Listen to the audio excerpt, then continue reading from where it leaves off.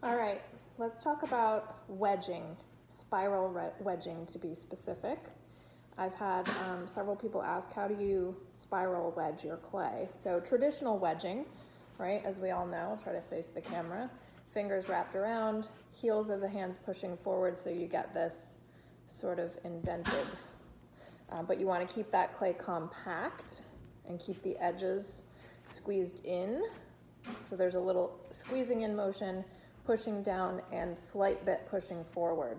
What you don't want to do with this ox head method is create ears for your ox, right?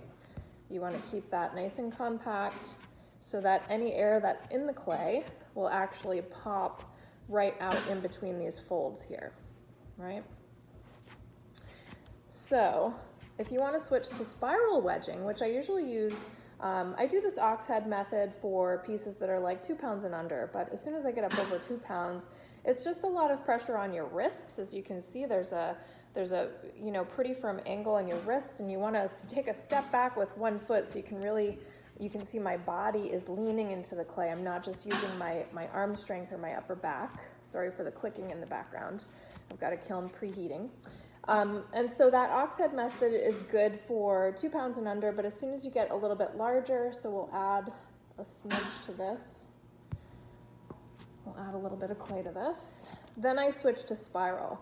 So my left hand is on the side of the clay, and my right hand is sort of on the top. So hand position is like this.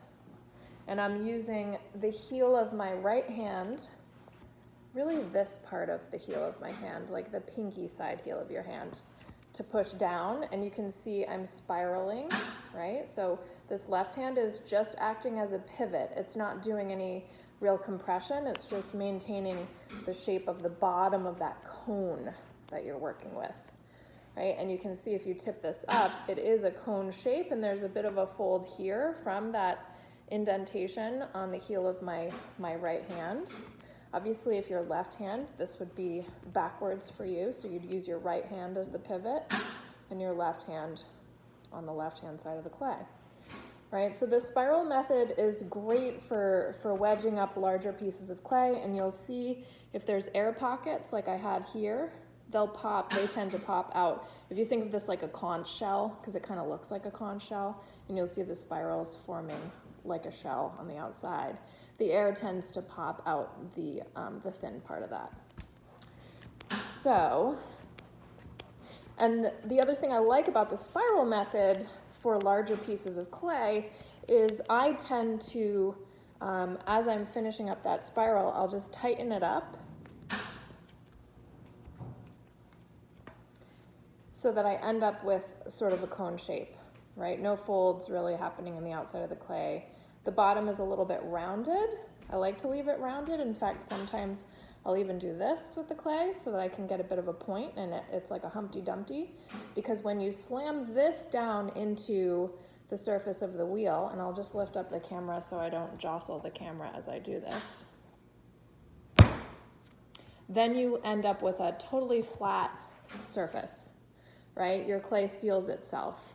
So this is a good way to start off centering larger pieces of clay with that little bit of rounded bottom, a bit tippy. And I like to use a cone shape. I don't center my clay. I don't make a ball out of the clay. I don't make a sphere out of the clay. I just keep it the sort of pyramid shape. And so smaller pieces, right? Larger pieces, and even larger still. Hopefully that was helpful.